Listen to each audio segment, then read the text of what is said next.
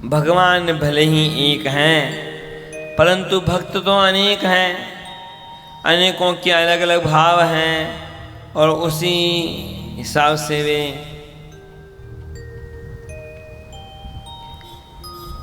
अलग अलग नामों से पुकारते हैं भगवान को।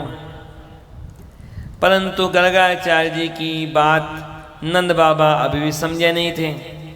उन्होंने तो कह दिया बस आप तो नामकरण कर दो। गर्गाचार्य जी ने कहा देखो ये जो तुम्हारा लाला है ये विपत्तियों से रक्षा करेगा तुम्हारी, और ये अपने गुणों से सबको अपनी तरफ खींच लेगा, आकर्षित कर लेगा, इसलिए इसका नाम होगा कृष्ण। श्री बाल कृष्ण भगवान की जय। भगवान की लीलाएं चलती जा रही हैं, भगवान की लीलाएं। गर्गाचार्य जी प्रसन्न होकर धन्य होकर भगवान का दर्शन करके लौट गए वापस मथुरा की तरफ। उधर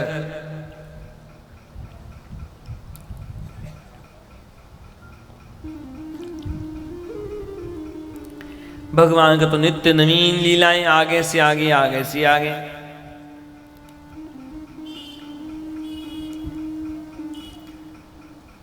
केवल मैया और बाबा पर ही कृपा कियो भगवान ने, ऐसी बात नहीं थी।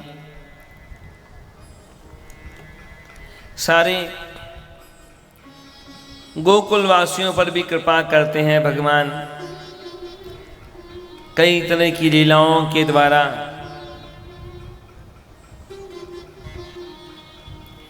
भगवान की माखन चोरी की लीलाएं तो प्रसिद्ध हैं। श्रीमद् भागवत में जिन कई लीलाओं का केवल संकेत किया गया उनका विस्तार किया भक्तों ने, सूरदास जी जैसे भक्तों ने अनेक पद लिख करके। जैसे माखन चोरी की लीलाएं हुई, कई तरह की लीलाएं एक ही श्लोक में बहुत तरह के संकेत किए गए। यहाँ केवल 2 श्लोकों में, बल्कि ज़्यादा क्या कहें, केवल 2 श्लोकों के अंदर इतने तरह के लीलाओं का संकेत किया गया कि उन 2 श्लोकों का आधार बनाकर सूरदास जी ने सैकड़ों पद लिख दिए भगवान की अलग अलग लीलाओं के लिए। अब माखन चोरी की लीला जो है, अधिकतर लोग क्या समझते हैं कि बस ऐसे बच्चे खाने पीने की चीज को चुरा के खा लेते हैं, वैसे ही चुरा के खा लेते होंगे भगवान। परंतु इतनी सी बात नहीं थी। भगवान की लीला बड़ी अद्भुत है। भगवान की हर लीला के पीछे अनेक रहस्य हैं। कभी कभी कुछ लोग तो भगवान पर भी आरोप लगा देते हैं कि भगवान भी चोरी करते थे तो हम चोरी करें तो क्या गलत है। परंतु इन लीलाओं के रहस्य को जाने बिना कुछ बोलना उचित नहीं।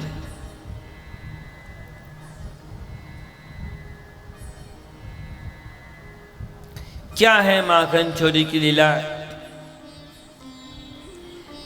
सब गोपियां चाहती कि उनके हाथ का निकला हुआ माखन भगवान भोग लगाएं।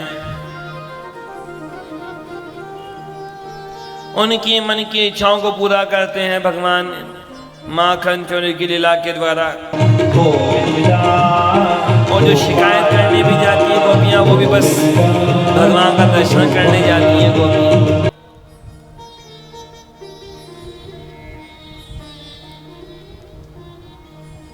वास्तव में चोर कौन?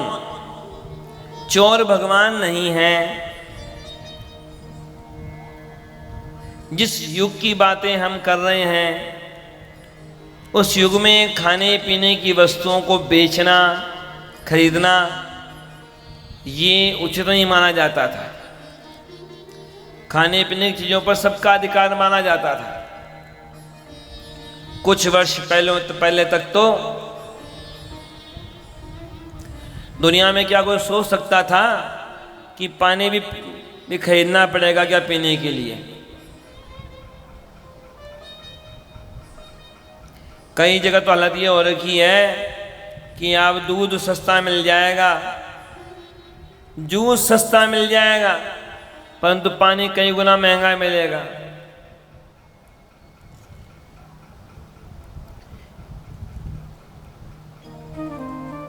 समय है, अलग अलग समय की अलग अलग बातें। बस उस युग में खाने पीने की चीज़ों को बेचा नहीं जाता था।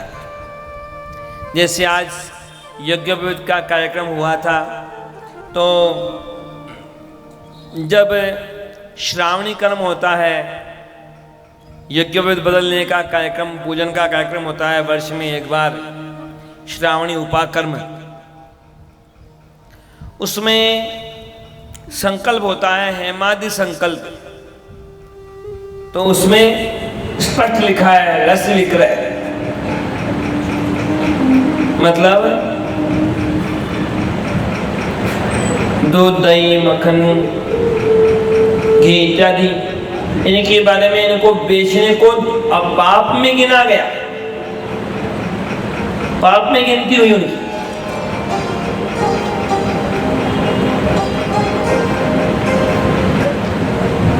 वास्तव में तो हर वस्तु भगवान की है। जो लोग भगवान की दी हुई वस्तु को खुद का मान करके अहंकार करते हैं, वास्तव में तो वे लोग चोर हैं।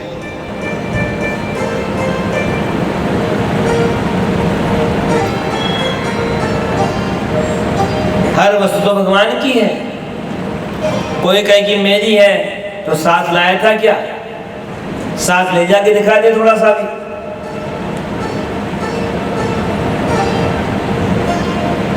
कैसी व्यवस्था बना रखी है भगवान ने कि लोग कितने भी तिकड़म करके, कितना भी धन इकट्ठा कर लो, कितने बंगले बना लो, लेकिन साथ में तो एक कण भी नहीं ले जा सकते। साथ में नहीं ले जा सकते, उसके बावजूद दुनिया की ऐसी दिशा कर रखी है लोगों ने।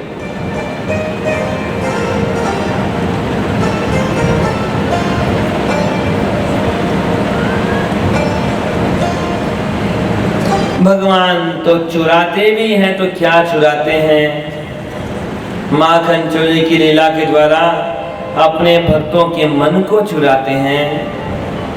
और पांडव गीता में तो वर्णन आता है, वहां कहा गया, भगवान के बारे में कहा गया कि भगवान चोर हैं। कैसे चोर हैं?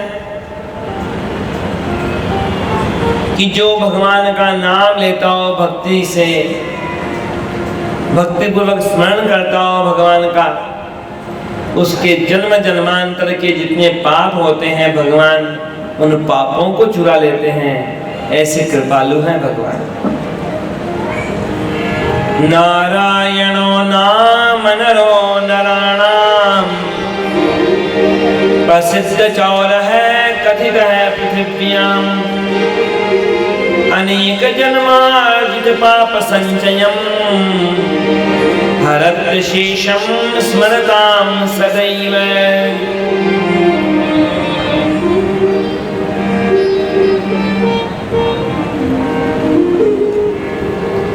हर वस्तु भगवान की है।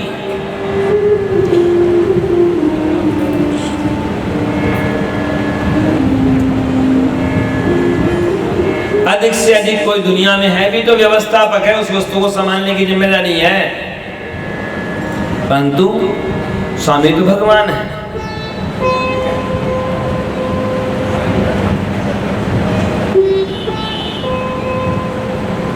भगवान की लीलाएं चलती रहती। इधर एक दिन की बात ऐसी, मैया यशोदा ने हमेशा की तरह, रोज की तरह आज भी अपने कन्हैया को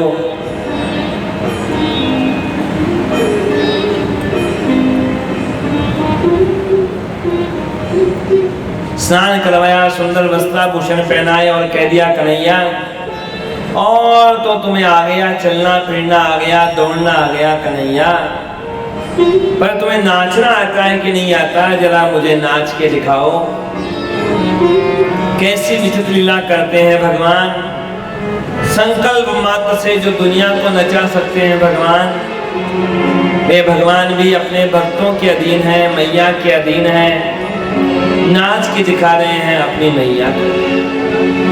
अरे नाचे नंद लाल, नचावे हर की मैया, नाचे नंद लाल, नचावे हर की मैया, नाचे नंद लाल, नचावे हर की मैया, नाचे नंद लाल, नचावे हर की मैया, नचावे हर की मैया, नचावे हर की मैया, नचावे हर की मैया, नचावे हर की मैया, अरे नाचे नंद लाल, नचावे हर की मैया, नाचे नंद लाल, नचावे हर की मैया, अरे नाचे नंद लाल, नचावे हर की मैया, नाचे नंद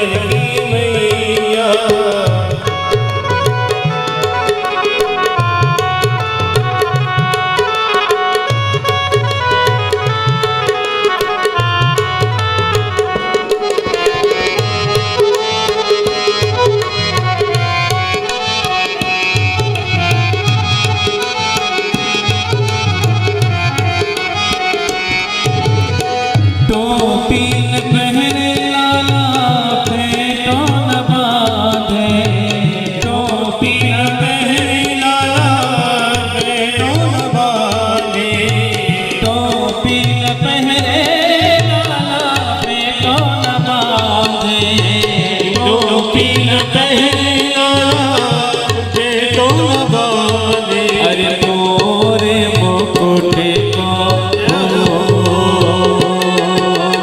मोरे मुकुट को बड़ोरी पहनैया मोरे मुकुट को बड़ोरी पहनैया नाचे नंद लाल नचावे हर की मैया नाचे नंद लाल नचावे हर की मैया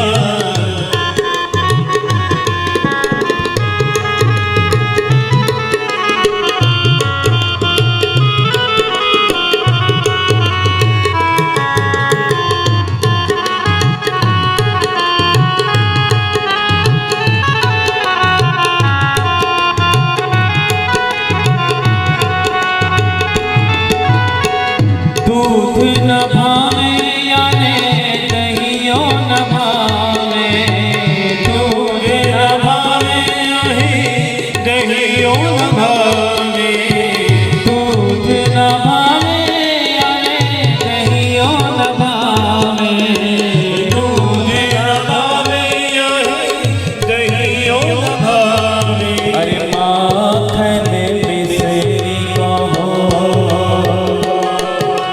माखन मिश्री को बड़ोरे खवैया माखन मिश्री को बड़ोरे खवैया नाचे नंद लाल नचावे हर की मैया नाचे नंद लाल नचावे हर की मैया नचावे हर की मैया नचावे हर की मैया नचावे हर की मैया नचावे हर की मैया अरे नाचे नंद लाल नचावे हर की मैया नाचे नंद लाल नचावे हर की मैया नाचे नंद लाल नचावे हर की मैया नाचे नंद लाल नचावे हर की मैया नचावे हर की मैया नचावे हर की मैया नचावे हर की मैया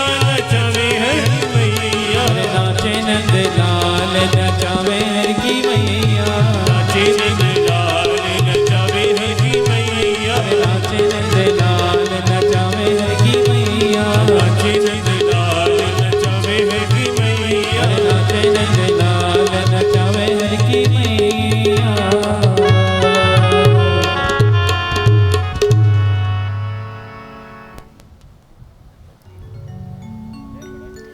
भगवान बालकृष्ण की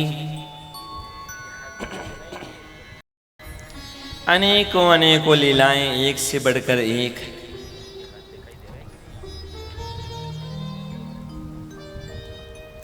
समय ही सीमित है, भगवान की लीलाएं तो असीमित हैं। हमारा सामर्थ्य सीमित है, हमारा जीवन सीमित है, हमारी बुद्धि सीमित है। भगवान की लीलाएं असीमित और एक एक लीला के रहस्य भी असीमित। जितना गहरा चिंतन करो उतने गहरे भावों का अनुभव होगा।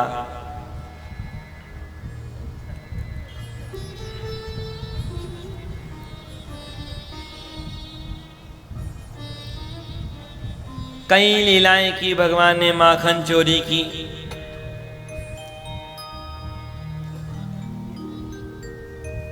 भगवान ने ब्रज रज खाने की लीला भी की। इधर उलूखल बंधन का प्रसंग, वैसे तो ऐसा गंभीर प्रसंग है उलूखल बंधन का कि 2-4 घंटे उसी का चिंतन हो तो भी वो समय कम पड़े।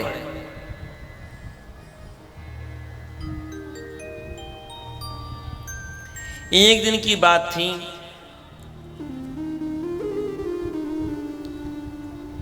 मैया यशोदा हमेशा की तरह जल्दी उठी और स्नान इत्यादि करके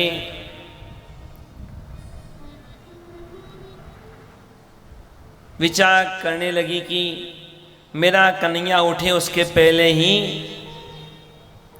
मैं तो दही से मक्खन निकाल लूं अपने कन्हैया के लिए।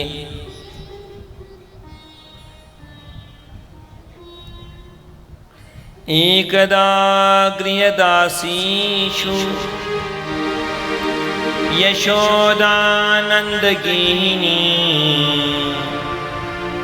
कर्मांतरनियुक्तासु निर्ममंथ स्वयं दधी। यानि यानि गीतानि तद्बालचरितानि च दधी निर्मंथने काले स्मरन्ति तान्यगायत।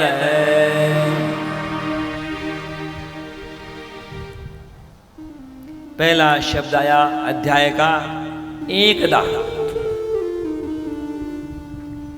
एकदा यानी किसी एक दिन की बात है, रोज रोज होने वाली लीला नहीं है यह कि भगवान बंधन में बन जाए। किसी एक विशेष अवसर का उल्लेख है यह। दूसरी दृष्टि से देखें तो यह एकदा शब्द मैया यशोदा का विशेषण भी हो गया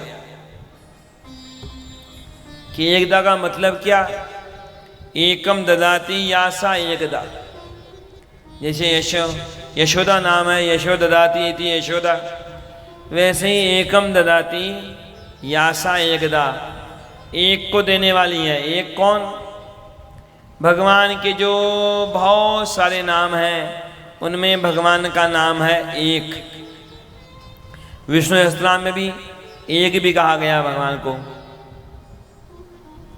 एक कौन एक है, एक कौन एक है। एक क्यों कहते हैं भगवान को? कि उन्हीं एक का तो विस्तार है सारा संसार, सब में वही तो व्याप्त है। जैसे कोई बड़ी से बड़ी संख्या हो, उस बड़ी से बड़ी संख्या हो उसमें से सारे एक निकाल लो तो क्या बचता है? पीछे कुछ नहीं बचता। वैसे एक भगवान को अलग कर दो तो पीछे कुछ नहीं बचता, वो एक का ही विस्तार है सब कुछ, वो ही व्याप्त है सब में। उन्हीं के व्याप्त होने से सबका अस्तित्व है।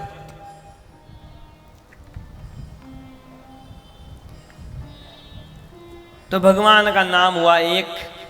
अब मैया यशोदा के लाला हैं बालकृष्ण। अब जैसे किसी माँ का कोई बालक हो तो माँ चाहे जिससे गोद में दे सकती है, तो भाई मैया यशोदा चाहे जिसे भगवान को प्रदान कर सकती हैं। मैया यशोदा का अधिकार है, सामर्थ्य है। एक दिन की बात, तो जो मैया यशोदा इधर माखन निकाल रही है दही को मत कर। कैसा कार्य, मनसा वाचा कर्मणा, तीनों तरह से कैसा होना चाहिए भजन, तीनों के लिए आदर्श है मैया यशोदा। यहाँ पर हाथों से कर्म कर रही है भगवान के लिए मक्खन निकालने का, मन से स्मरण कर रही है भगवान का, और मुख से गान कर रही है अपने कन्हैया की लीलाओं का। और जब मनसा वाचा कर्मणा ऐसी होती है भक्ति, तब भगवान सोए हो तो सोए नहीं रह सकते, उन्हें उठना पड़ता है। दूर हो तो दूर नहीं रह सकते, पास आना पड़ता है। बालकृष्ण तो उठ करके आ गए मैया के पास में, कहने लगे मैया मैया मुझे भूख लगी। अब भगवान को भूख कहाँ से लगने वाली, लेकिन भक्तों के भाव के अनुसार भगवान लीला करते हैं। भगवान तो परिपूर्ण है अपने आप में, आप तो समस्त काम।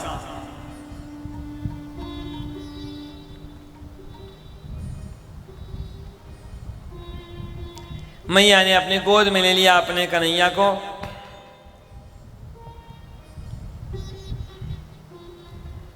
मैया दूध पिलाने लगी अपने कन्हैया को। मैया प्रसन्न है, कन्हैया प्रसन्न है, लेकिन लीला में आ गया एक विघ्न। विघ्न क्या आया? एक गाय है वहां, पद्मगंधा गाय, जिस गाय के दूध में पद्म के समान सुगंध आती है, कमल के समान। तो उसी गाय का दूध वहां गर्म हो रहा था। वह दूध उफनने लगा। अब तो मैया ने देखा कि मैं तो दूध बाद में पिला दूंगी, पहले उस दूध को बचाऊं।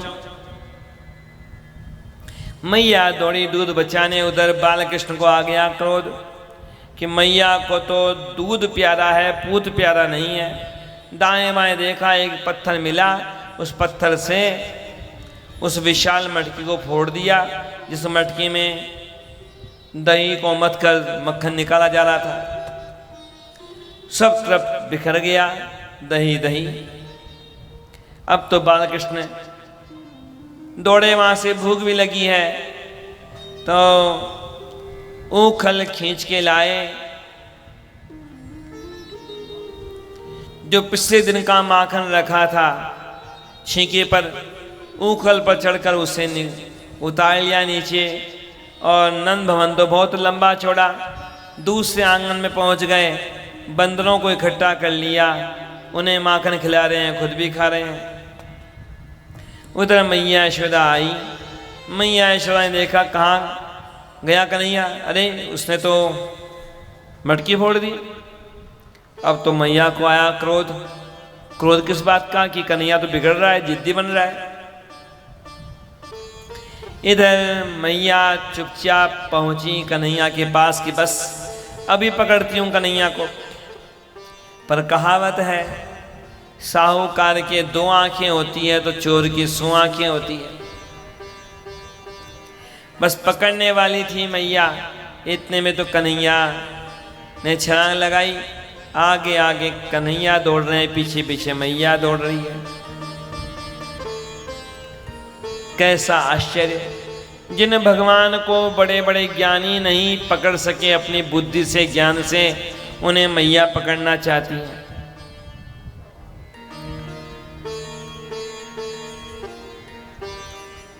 उधर मैया पुकार रही बार बार कि रुक जा कन्हैया, रुक जा। बालकृष्ण ने कह दिया, मैया पहले ये छड़ी फेंको हाथ में जो ले रखी है। ये छड़ी है प्रतीक संसार की। संसार को पकड़े पकड़े भगवान को प्राप्त करना चाहेंगे तो भगवान पकड़ में नहीं आते। मैया ने छड़ी फेंकी तो बालकृष्ण रुक गए। मैया ने पकड़ लिया कन्हैया को, डांट लगाई कि तुम्हें तो ये ऊखल प्रिय है, जो ऊखल तुम्हारी सहायता करता है चोरी करने में। अरे ये ऊखल नहीं है, ये तो खल है, दुष्ट है। जो चोरी करने में सहायता देता हो वह तो दुष्ट ही है। तुम्हें यह प्रिय है, चलो इसी के साथ तुम्हें बांध देती हूं। बांधने चली मैया यशोदा, लेकिन हालत कैसी हुई? लंबी से लंबी रस्सी लाती है, लेकिन हर रस्सी 2 अंगुल छोटी रह जाती है।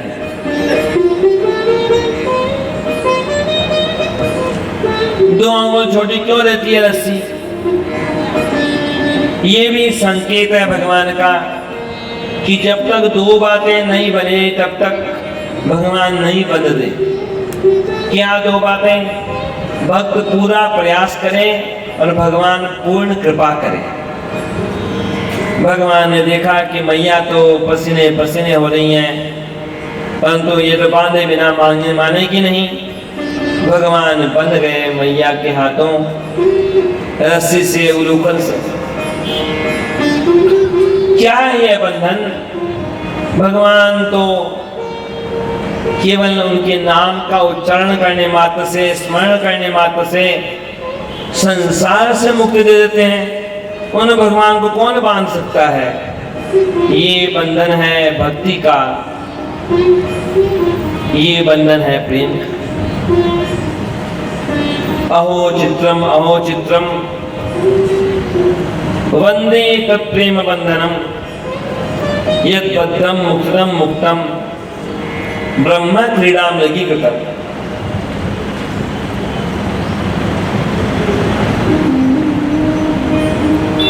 मैया को चिंता तो कन्हैया की है, लेकिन दिखा रही है जैसे परवाह नहीं हो। आंगन में छोड़ दिया कि ठीक है, बने रहो उखल के साथ। उधर बालकृष्ण बड़े घुटनों के बल, वहीं पर यमला अर्जुन के दो वृक्ष खड़े थे, बिल्कुल लगे लगे हुए। उन दोनों के बीच में से बालकृष्ण तो निकल गए, वो लटक गया। वास्तव में दो पेड़ जो थे, भगवान शुकदेव ने राजा परीक्षित से बताया कि ये दोनों तो कुबेर के पुत्र थे, लेकिन नारद जी के शाप से बने थे वृक्ष। कि क्यों लगा था शाप, बताइए मुझे आप। कथ्यतां भगवन्नेतत् तयोः शापस्य कारणम् यद्विगर्हितं कर्म हीनवादेवर्षिष्टमः।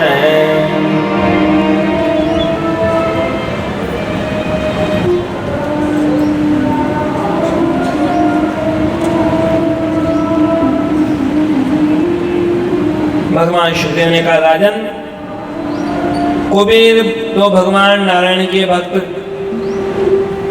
इधर ये जो दो पुत्र थे नलकूबर और मणिग्रीव, इन्होंने देखा कि भगवान नारायण को पसंद करना कठिन है, तो शिव जी के अनुचर बन गए, परंपरा का त्याग किया। दूसरी बात, उन दोनों के मन में बड़ा अहंकार था, दोनों बातों का। किन दो बातों का? शिव जी का अनुचर होने का भी अहंकार और कुबेर के पुत्र होने का अहंकार। पिता के पास बहुत धन है तो बस बेटे हो गए उद्दंड। दोनों के नाम भी उनके आचरण के अनुसार है, नलकूबर मणिग्रीव। नल कहते हैं संस्कृत में बांस को, तो बांस जैसे टूट जाता है पर झुकता नहीं है, तो ऐसे अकड़ा अकड़ा रहता नलकूबर, किसी के सामने कभी नहीं झुकता। और मणिग्रीव कैसा? ग्रीवा यानी गर्दन, अपने गर्दन में कीमती कीमती मणियां लटका के घूमता कि देखो मैं कितना धनवान, देखो मेरे पास कितना धन, तेरे पास कुछ नहीं। धन है तो सदुपयोग करो ना उसका, बाकी लादे फिरोगे तो क्या मतलब निकला। लेकिन धन का सदुपयोग नहीं करता, केवल दूसरों को नीचा दिखाने में काम लेता अपने धन को मणिग्रीव। अब नलकूबर के पास कोई सामर्थ्य है तो सामर्थ्य का उपयोग किसी के कष्ट को दूर करने में थोड़ी करता है, बस अपने आप को औरों से ऊंचा दिखाना। बाकी क्या है? ऊंचा दिखाना, अच्छा नीचा दिखाना, क्या कीमत है किसकी? दोनों के दोनों एक बार कई स्त्रियों के साथ में गंगा जी में नंगे होके नहा रहे थे। नारद जी निकले वहां से तो स्त्रियों ने तो कपड़े पहन लिए, इन दोनों ने परवाह नहीं की। अब तो उधर नारद जी ने उन दोनों को दे दिया शाप। शाप भी कैसे दिया? यहाँ श्रीमद् भागवत में स्पष्ट लिखा है, शापम दास्यम इदम जगऊ, गाते हुए शाप दिया। अब गुस्से में कोई होगा ना तो गा नहीं सकता है, क्रोध में नहीं दिया, दया करते हुए कि देखो तो सही, शिव जी के अनुचर हैं, कुबेर के बेटे हैं, परंतु कितने उच्छृंखल हो गए।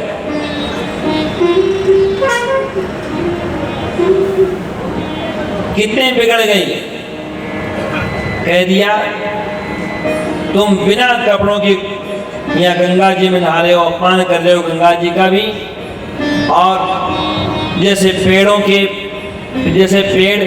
कपड़े नहीं पहनते, जाओ तुम दोनों वृक्ष बन जाओ।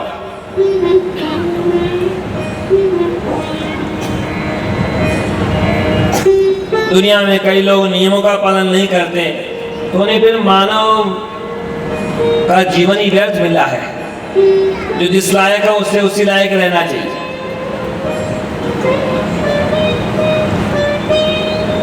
इधर नलकुबेर मणिग्रीव ने क्षमा मांगी। नारद जी ने कहा चिंता मत करो, वहां नंद भवन के आंगन में बनोगे तुम वृक्ष, और भगवान के द्वारा तुम्हारी शाप से मुक्ति होगी।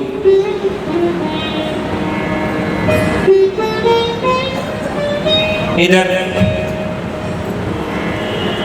जैसे ही भगवान तो गुजर गए थे दोनों पेड़ों के बीच में से, उधर जैसे ही वह उखल अटका, भगवान ने हल्का सा जोर लगाया, वे पेड़ तो गिरे, शाप हुआ नष्ट। पेड़ों की गिरने की ध्वनि को तो भगवान की योग माया ने रोक दिया था।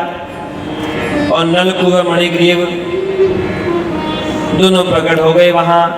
दोनों ने भगवान को प्रणाम किया, उखल को प्रणाम किया कि उखल तुम इसी तरह बने रहो भगवान के साथ में, ताकि हमारे देशों का भी उद्धार हो सके।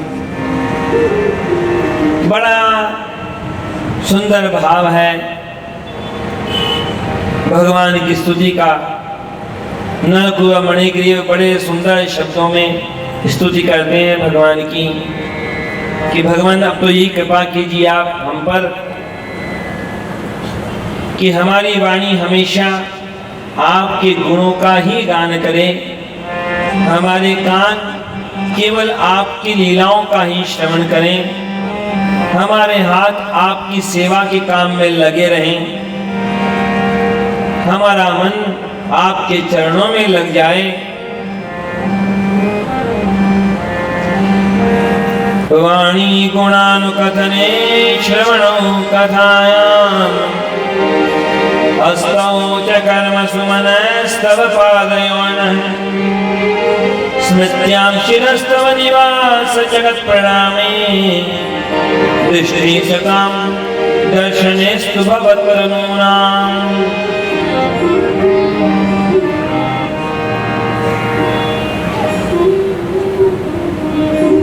नलकुबेर मणिग्रीव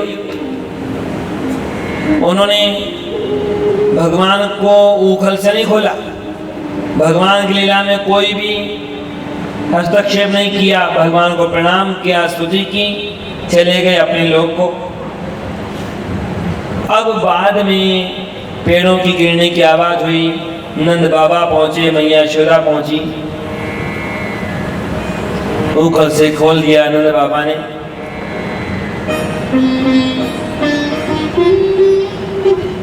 इधर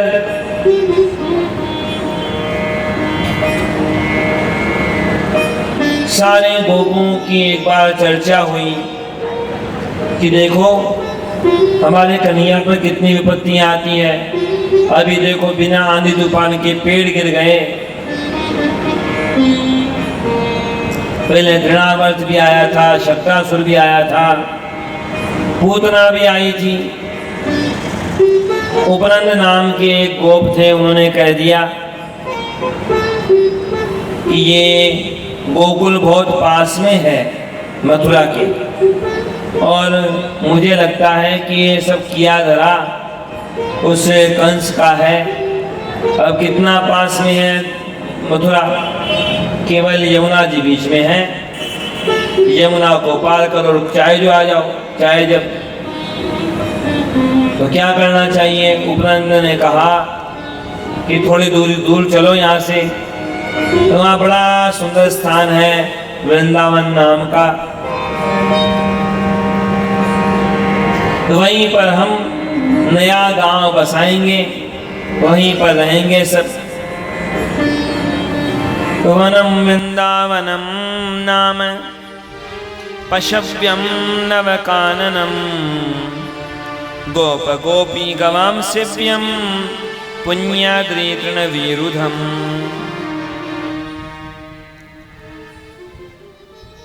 बसा बसाया गांव छोड़ के नया गांव बसाया। कितना प्रेम था उन सब गोप ग्वालों का भगवान के साथ में। वृंदावन पहुंच गए सब। वृंदावन की लीलाओं का हो गया आरंभ। अब तो भगवान जो कुछ बड़े हो गए थे थोड़े से, तो बाल कृष्ण अब तो बछड़ों को चराने लगे। पर यहाँ भी दुष्ट कंस माना नहीं। वत्सासुर आया वहाँ, बकासुर भी आया वहाँ। भगवान ने उनका उद्धार किया।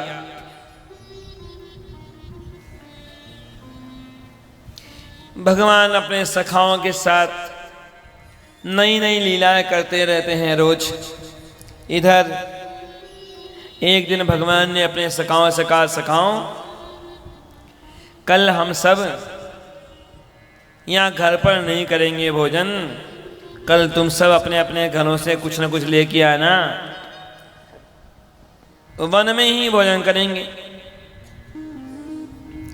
जैसे संसार में लोग घर के बाहर पिकनिक मनाते हो, मानो भगवान वन भोज करने का विचार करते हैं। क्वचिद वनाशाय मनो ददद्व्रजात् प्रातः समुत्थाय वयस्य वस्यपान् प्रबोधयन् शृङ्गरवेण चारुणा विनिर्गतो वस्य पुरस्सरो हरि।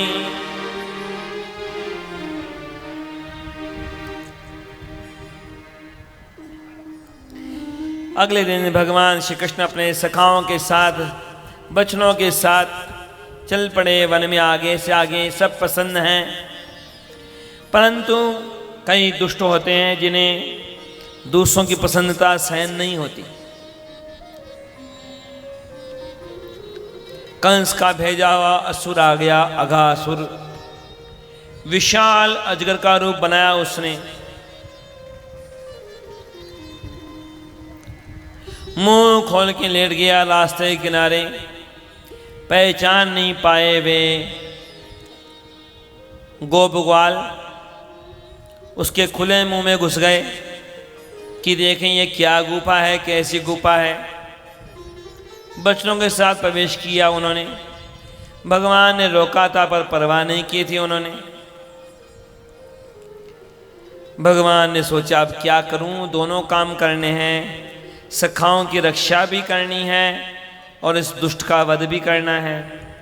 आखिर भगवान ने भी प्रवेश किया अघासुर के खुले मुख में। अघासुर ने मुंह बंद किया, औरों के तो प्राण निकल गए। उधर भगवान ने शरीर को किया बड़ा। अघासुर का सिर फट गया। अघासुर का उद्धार कर दिया भगवान ने। देवता भी डरते थे अघासुर से। देवताओं ने बारंबार जय जयकार की भगवान की। श्री बालकृष्ण भगवान की जय। भगवान ने अपने सखाओं को, बचनों को पुनः अपने संकल्प से जीवित कर दिया। सबको लगा बस हम अभी घुसे थे इसके मुंह में, अभी निकल के आ गए।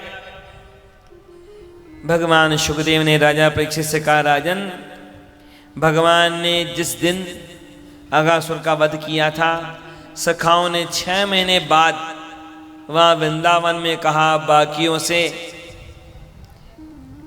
कि कन्हैया ने आज अघासुर का वध किया। राजा परीक्षित ने पूछा, ये 6 महीने का अंतर कैसे हो गया? लीला तो हुई आज और सखा कहते हैं 6 महीने बाद। भगवान शुकदेव बताने लगे, राजन, इसके पीछे भी भगवान की लीला थी, ब्रह्म मोहन की लीला।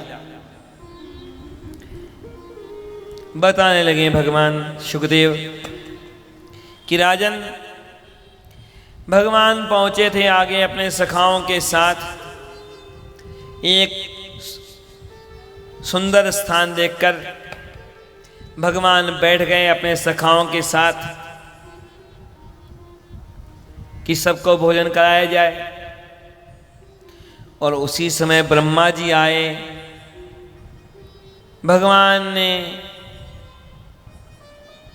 भगवान तो लीला कर रहे हैं, कृपा कर रहे हैं अपने सखाओं पर, लेकिन भगवान की लीलाओं को जो देखा ब्रह्मा जी को लगा ये तो सामान्य ग्वाला दिख रहा है, सामान्य ग्वाले की तरह खेलता कूदता है, ये कैसा भगवान है। परीक्षा लेने का विचार किया और जो बछड़े थे उन्हें चुरा लिया, ब्रह्मलोक में पहुंचा दिया। सखाओं का ध्यान गया, बालकृष्ण से कहा, अरे देखो कन्हैया बछड़े कहाँ गए। बालकृष्ण ने कहा तुम भोजन करो, मैं देखता हूं कहाँ गए सो। इधर भगवान ढूंढने चले बछड़ों को, बछड़े तो मिले नहीं, लौट के आए तो सखा भी गायब। भगवान समझ गए ब्रह्मा जी ने चुराया है सबको। भगवान ने भी विचार किया, ठीक है ब्रह्मा जी, अब आप परीक्षा लेने आए हो तो ठीक है, परंतु परीक्षा किसकी लेनी। अब भगवान की परीक्षा लेने जाएंगे कोई तो समस्या होगी खुद के सामने। भगवान ने कहा, ठीक है ब्रह्मा जी, आप सृष्टि बनाने के विशेषज्ञ हैं, तो मेरी सृष्टि भी देख लो थोड़ी। अब ब्रह्मा जी की सृष्टि में हर प्राणी अलग अलग होता है, एक के जैसा दूसरा नहीं होता। लेकिन भगवान ने क्या किया, संकल्प किया, एक ही भगवान बछड़ों के रूप में, ग्वालों के रूप में, ग्वालों की छड़ियों के रूप में, सब में भगवान ही परिवर्तित हो गए। अनेक रूप बना लिए भगवान ने एक साथ।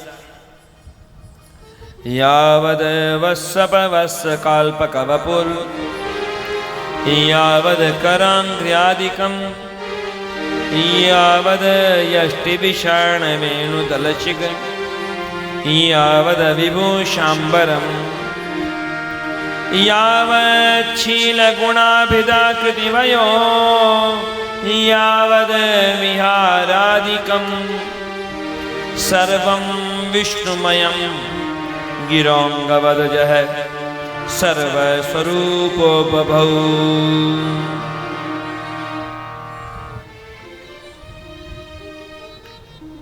किसी को कुछ पता नहीं, जिस घर का जो बालक, जिस घर का जो बछड़ा, उस रूप में भगवान उस घर में पहुंच गए।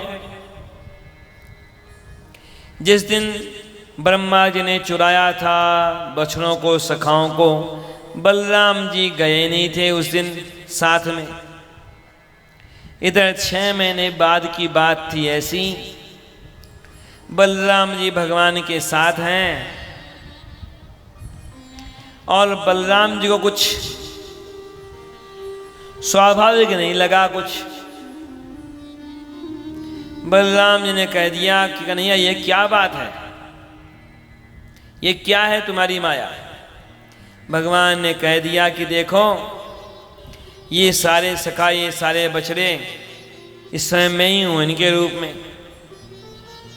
उधर ब्रह्मा जी ने सोचा देख के तो आऊं क्या कर रहा है वह कन्हैया, जरूर दुखी होगा वह कन्हैया। लेकिन आए ब्रह्मा जी तो देखते रह गए, यहाँ तो सखाओं के साथ बालकृष्ण लीलाएं कर रहे हैं, खेल रहे हैं, बछड़े तो आराम से घूम रहे हैं। ब्रह्मा जी चकित कि यहाँ कैसे आ गए, दौड़े हुए पहुंचे ब्रह्मलोक। ब्रह्मलोक में देखा तो वहां भी हैं। चकित है ब्रह्मा जी की, ब्रह्मलोक में है ये सखा, और तो वहाँ वृंदावन कैसे पहुँचे, और वृंदावन में है तो यहाँ कैसे, एक व्यक्ति दो जगह कैसे हो सकता है। ब्रह्मा जी कभी यहाँ आते वहाँ आते। भगवान ने सोचा कि ऐसे तो ब्रह्मा जी नहीं जानेंगे। इधर वृंदावन की तरफ जब पहुँचे इस बार ब्रह्मा जी, तो भगवान ने कैसा दृश्य उपस्थित किया